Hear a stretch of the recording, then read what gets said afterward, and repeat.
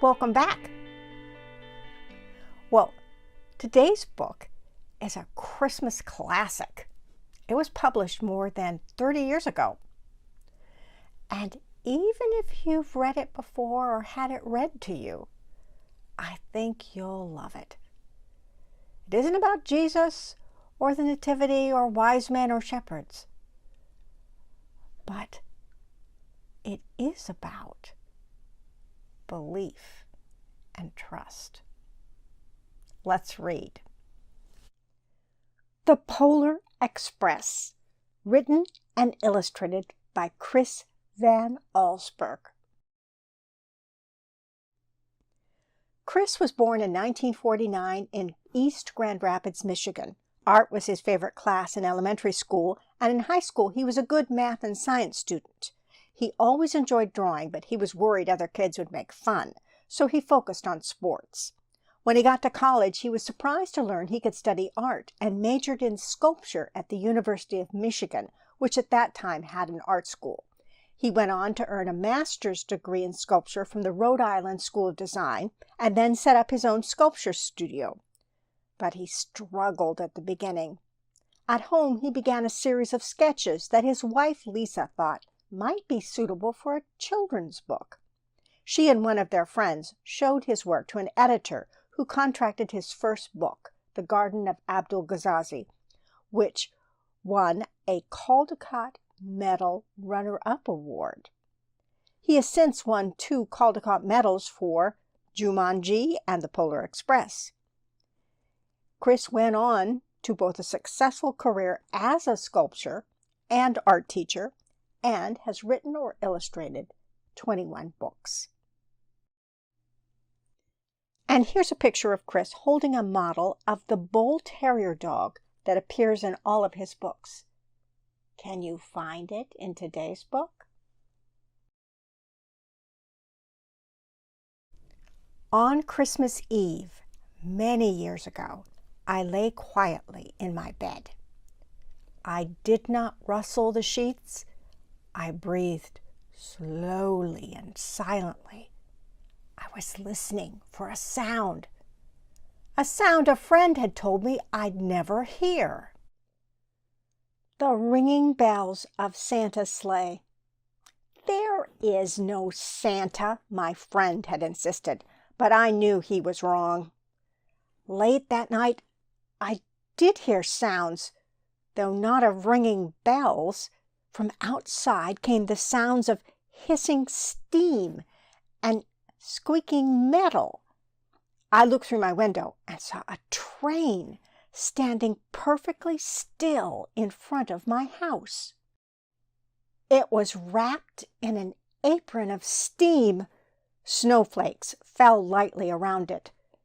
A conductor stood at the open door of one of the cars. He took a large pocket watch from his vest, then looked up at my window. I put on my slippers and robe. I tiptoed downstairs and out the door. "All aboard!" the conductor cried out. I ran up to him. "Well," he said, "are you coming?" "Where?" I asked. "Why, to the North Pole, of course," was his answer. "This is the Polar Express." I took his outstretched hand, and he pulled me aboard. The train was filled with other children, all in their pajamas and nightgowns. We sang Christmas carols and ate candies with nougat centers as white as snow.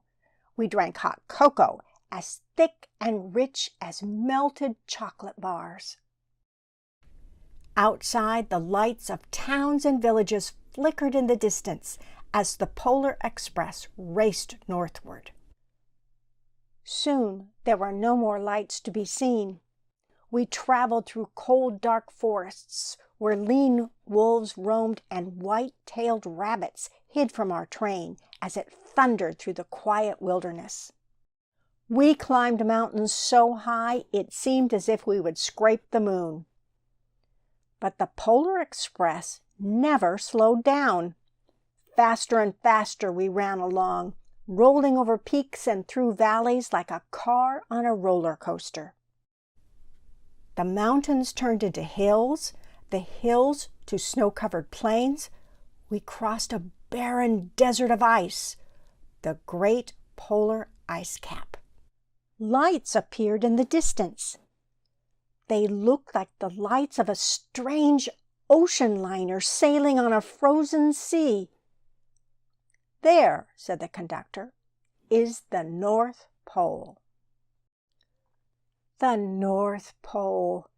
It was a huge city, standing alone at the top of the world, filled with factories where every Christmas toy was made.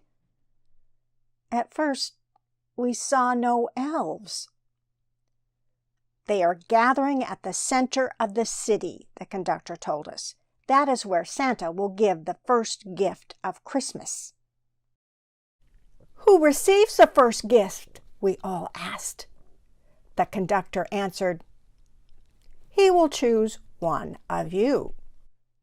"Look!" shouted one of the children, "the elves!" Outside, we saw hundreds of elves.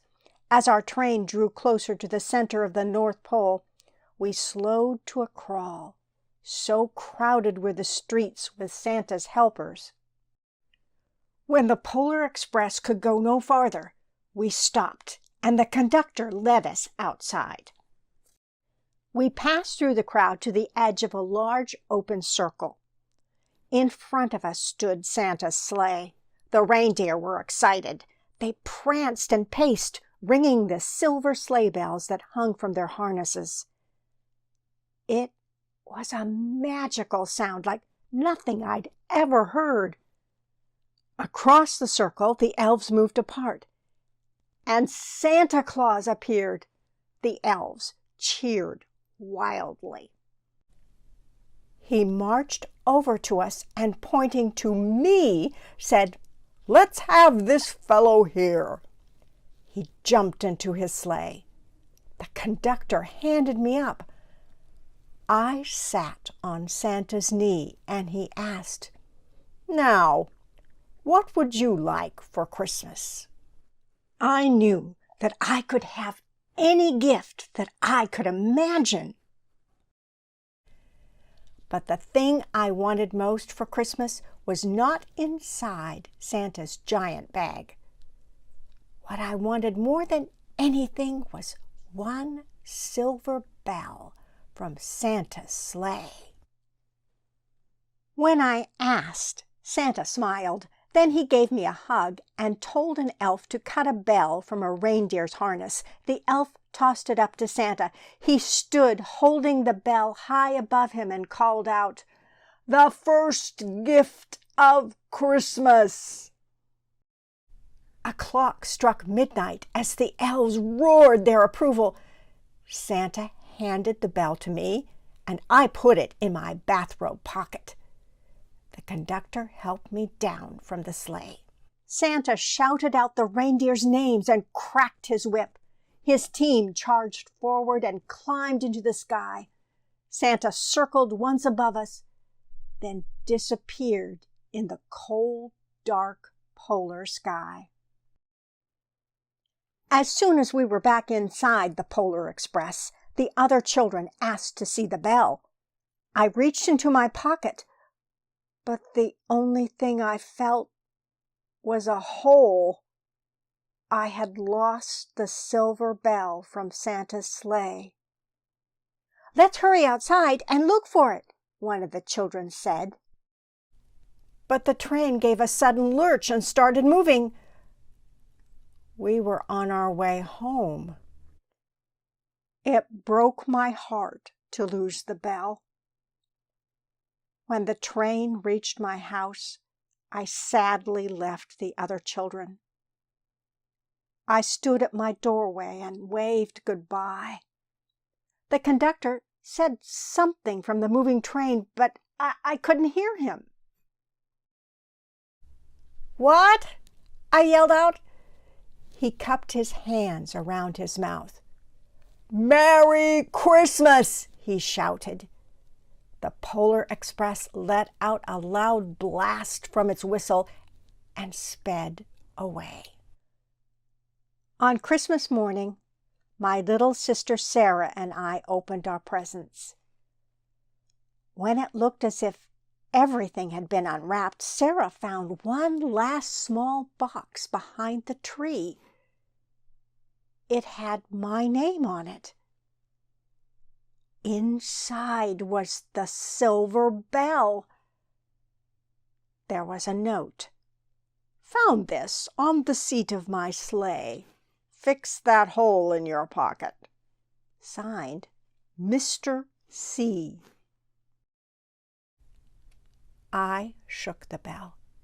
It made the most beautiful sound my sister and I had ever heard. But my mother said, "Oh, that's too bad."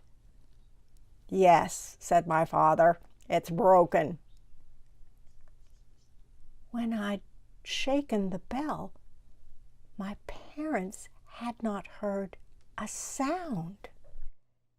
At one time, most of my friends could hear the bell, but as years passed, it fell silent for all of them. Even Sarah found one Christmas that she could no longer hear its sweet sound. Though I've grown old, the bell still rings for me as it does for all who truly believe. The end. Did you like it? My son, who is 40 years old, still remembers this book from when he was little. It is special, isn't it? And Chris, the author, left an author's note with this edition of the book because he wanted to explain why he wrote it. He says, as children, we did not grow up steadily, one day at a time. Occasionally, we would leap forward, getting separated from our mother in the supermarket and holding panic at bay, finding her on her own, could make us instantly feel a year older. It's the same way we felt when we rode off alone on a bicycle for the first time. While most of these experiences left me exhilarated, there was one leap forward that produced less welcome emotions. When I was 8 years old, he says, I began to consider the possibility that Santa Claus was not real. Embracing this suspicion made me feel grown up very suddenly and very unhappily. Leaving behind a belief in Santa